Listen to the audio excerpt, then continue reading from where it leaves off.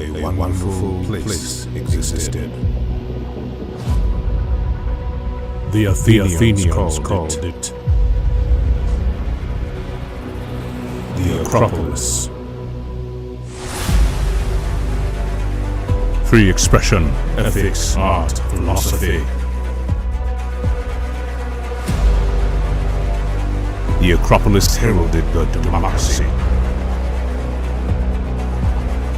But if I told you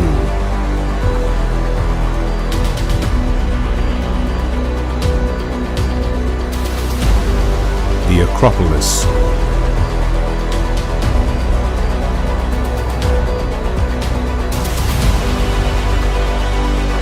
has returned.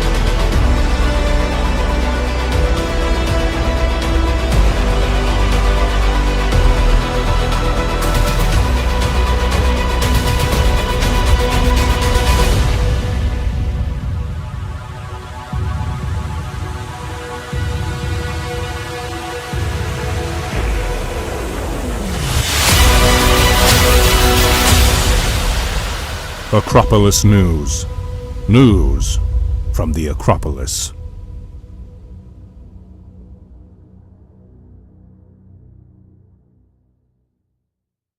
Hello everyone, and welcome back to the Trevor Report. It's currently 7:03 in the morning because I woke up late. But anyway, former President Donald Trump's son, Eric, revealed that the family will release surveillance tapes that show FBI agents raiding his home on Mar-a-Lago last week. Now, here's the thing. I got to do this relatively quickly, okay, because, running low on time. Okay, trying to get this out at 8 a.m., which is kind of a stretch. But anyway, put the FBI and the DOJ in check. You should have done this on day 3, the third day after the raid tops. Okay, the raid happened on August 8th. Okay, it is currently August 17th. Please, please, please, please, please, for the love of all that is holy, just do it. Just do it already. Do it today, please. Okay.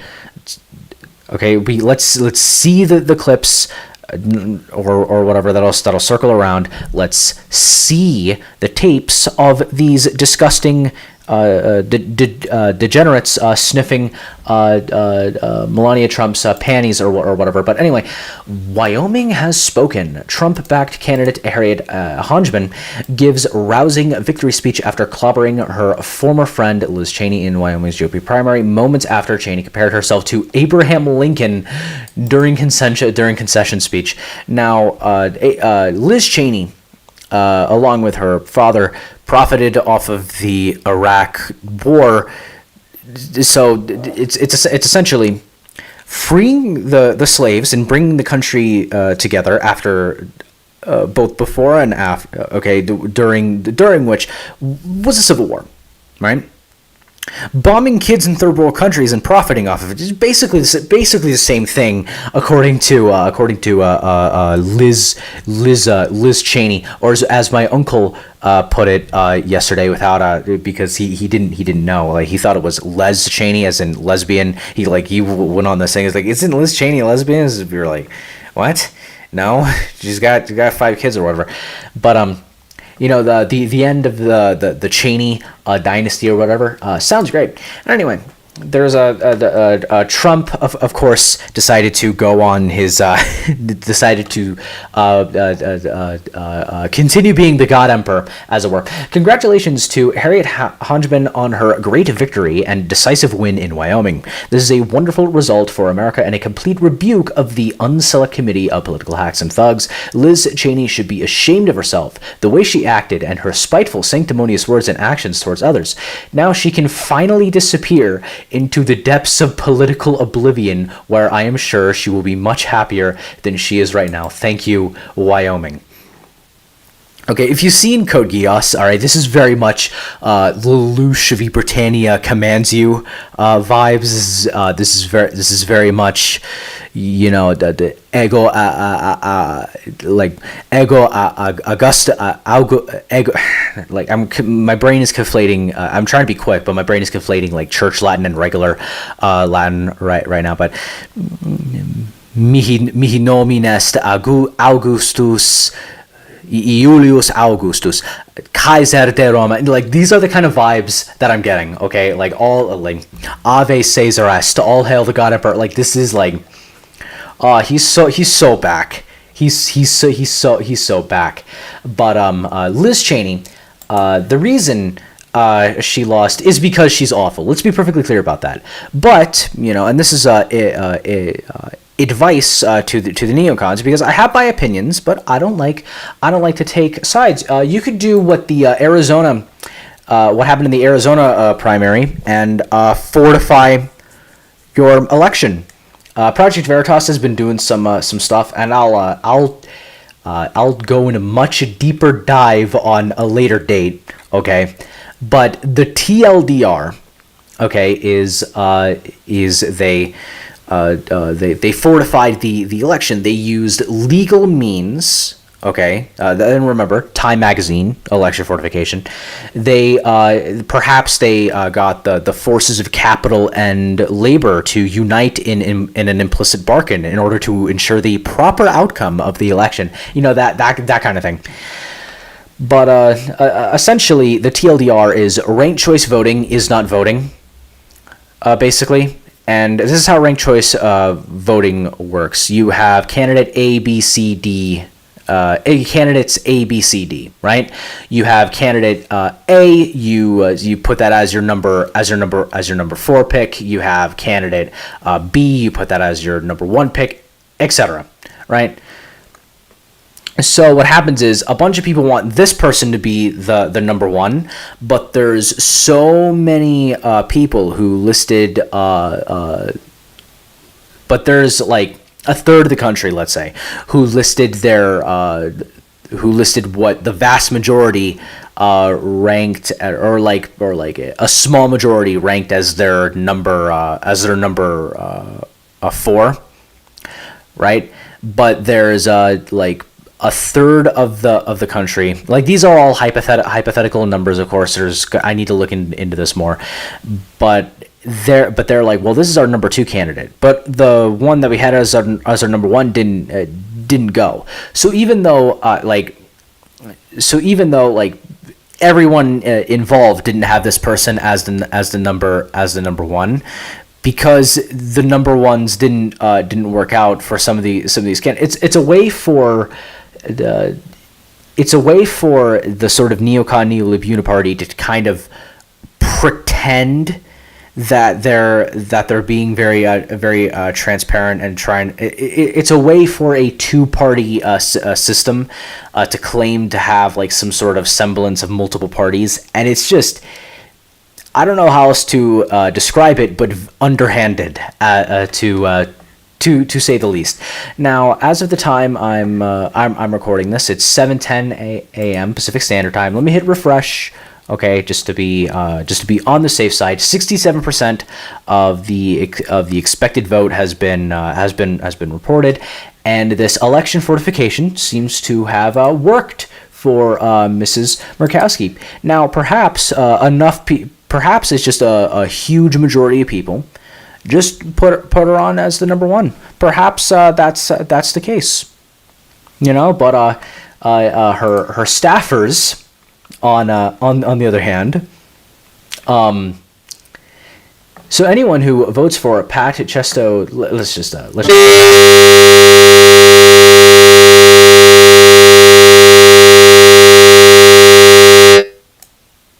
okay. So I don't know what that was. That was a weird audio bug. I guess it's not gonna let me play the audio then. All right. Well, they say their race is gonna come down to Kelly and Murkowski. Anyone who votes for Pat Chesbro first and Senator Murkowski second, that vote is going to become a vote for Senator Murkowski. It's very underhanded, and this is like her own staff like saying this. It's really weird. It's really weird. This is Emma Ashlock. is I believe that's how you pronounce it. Don't harass any of these people. Okay, the only way to win is with moral means. If you're of good moral character, and at the end of the day, people of good moral character are the just. So as long as you do the right thing, then your actions are right. But anyway, let's move on to the Atlantic, because they made some changes. Now they made this the article. This has been popping up in plenty of places. So the Atlantic, being the sort of parasites in the capital, as it were, decided to demonstrate how out of touch they were. Again. Anyway, this is the original article, and thank you, Internet Archives. You're the best. But anyway, how the rosary became an extremist symbol. The AR-15 is a sacred object among Christian nationalists. Now, radical traditional Catholics are bringing a sacrament of their own to the movement. Now, the AR-15 is not mentioned in the Bible, so it can't be a sacred object to Christians. Okay, but what that sentence is a play on words to be quirky, to be cute. It's not cute and it's not quirky. Please stop. But anyway, now radical traditional, right? The hyphen is doing a lot of work here. Okay, so there's radicals, right? People who believe progress is the be all end all. People like the National Socialists of National Socialist Germany, where for progress they rationalized that the Nazis. That the Aryans are the Ubermensch. If you've ever met like a pure German, no.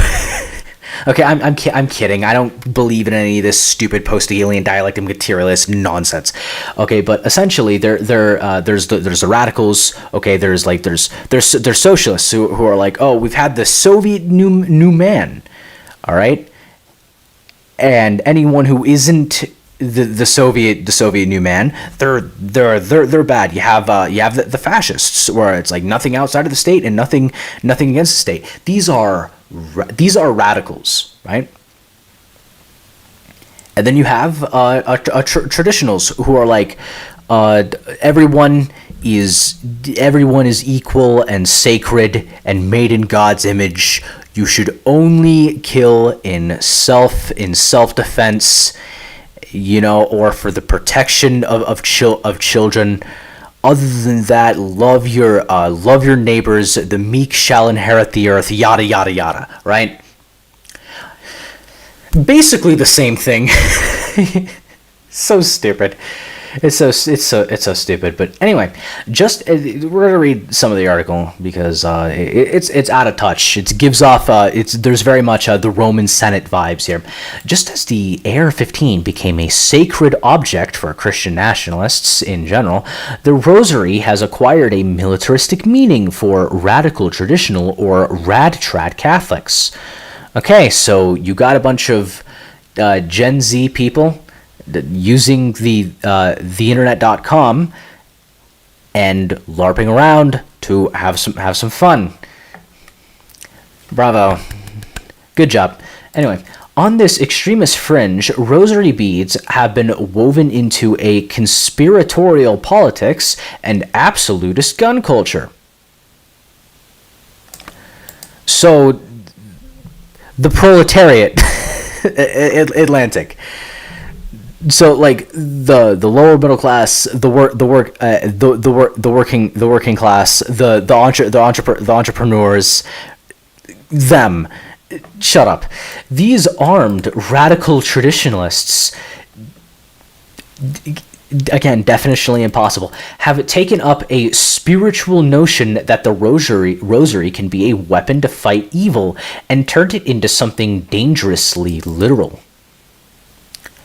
Well, in being religious, they probably take their religion seriously. Okay, a religion is a spiritual. I have to explain this to whoever the hell wrote this. Not gonna bother reading the name. I have to explain this to you. Okay, a religion is a spiritual, moral, and ethical lens of which a human can view the world. Okay. Asking a religious person to not put their religion into things is like asking a human being to not be a moral or ethical person. Okay? Please stop. This is cringe. This is cringe. Shut up, okay? But anyway, their social media pages are saturated with images of rosaries draped over firearms, warriors in prayer, Deus Vult, Crusader memes, and exhortations for men to rise up and become church militants. Influencers on platforms such as Instagram share posts referencing everyday carry and gat check. In parentheses, gat is slang for firearm. The fact that he had to explain that gat is slang for a firearm. Look, he may be my fellow American, but he is not my fellow Yankee, okay? Like, that's all I'm going to say about that. But this is just... This is so... Oh, look, you got the bullet holes to make the rosary, and then you changed it to that when it's so cute, it's so quirky, guys. It's so cute and quirky. Aren't I just? Oh my God. It goes on for a while, but it's this insane, uneducated diatribe, but it's written by someone who has a PhD in some kind of liberal art. Okay, it's very, and I don't actually know whether or not the author actually has a PhD in some kind of liberal art, but like it's got like it reads.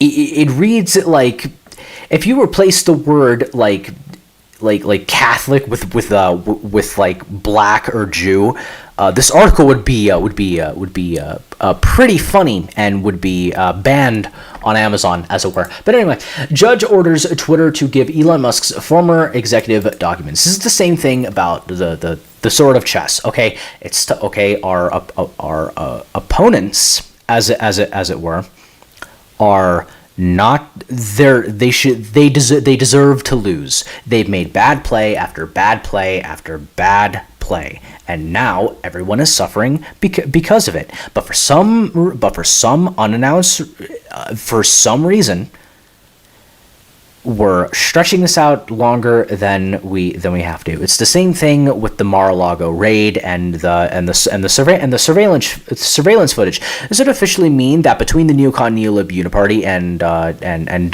Donald Trump, right? They've yet to release like a vast majority of surveillance footage from what happened on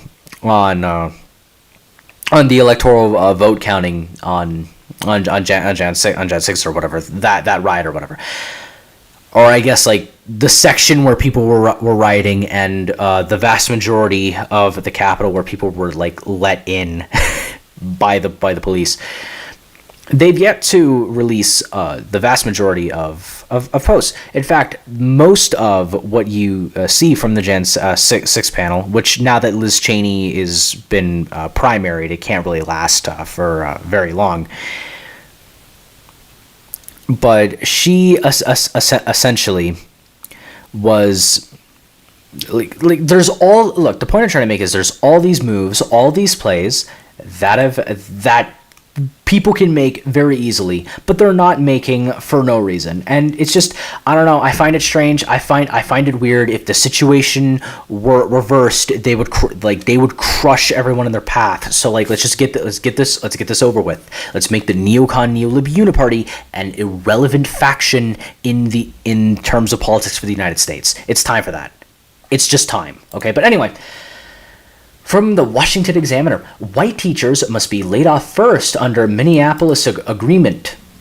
Basically, the teachers union, because of course it's a teachers union, was like, okay, so we're adhering to the axiomatic presuppositions of critical race theory, and therefore we've rationalized that that all white people have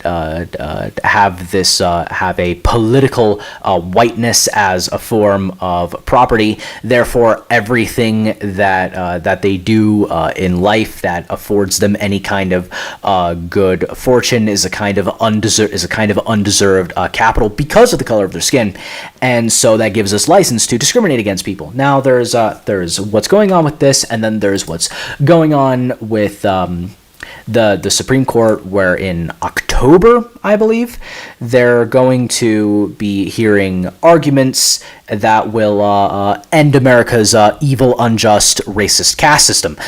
Okay, but what I'm essentially getting at here, and I'm going to rely on two critical race theory essays for this. There's Mapping the Margins by Kimberly Crenshaw, and then there's Towards Cultural Pluralism by someone I forget his name.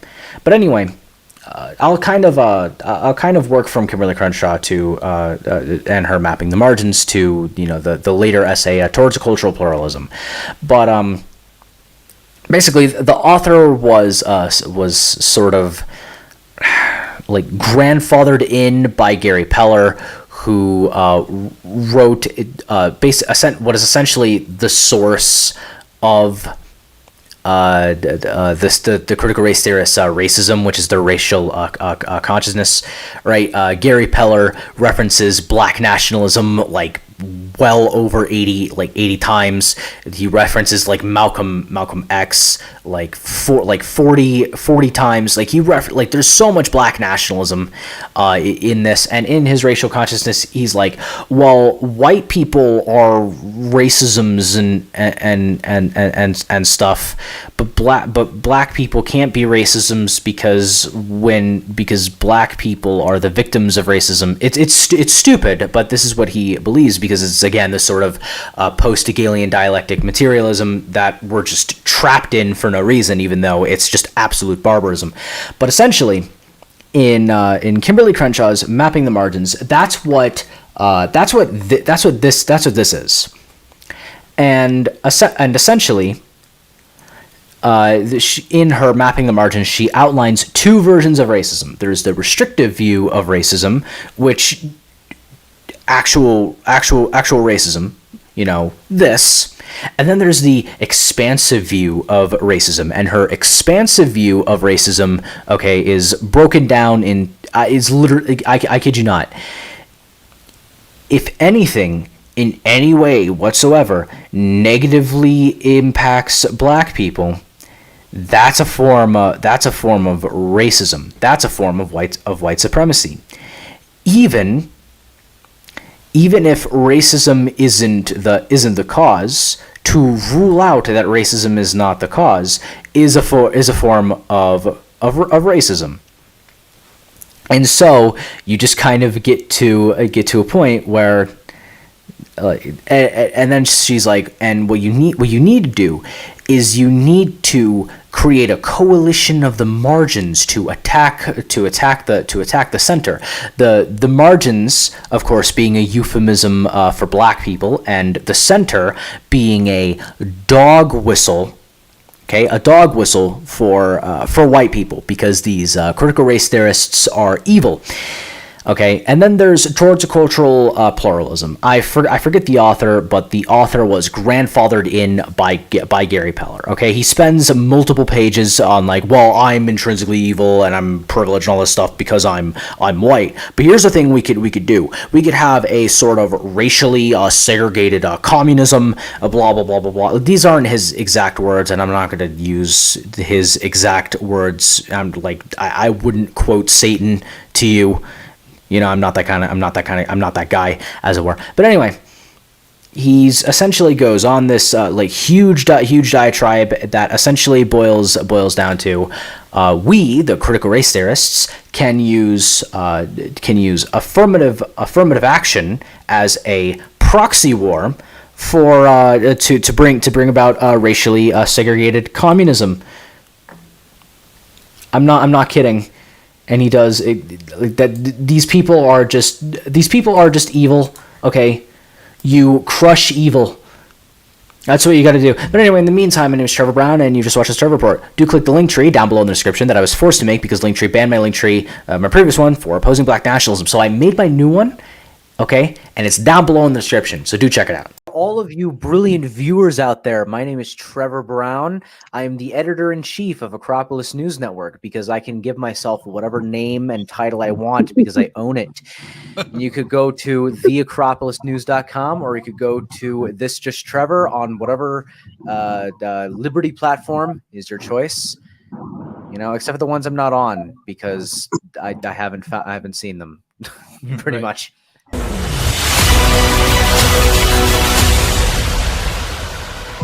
Acropolis News. News from the Acropolis.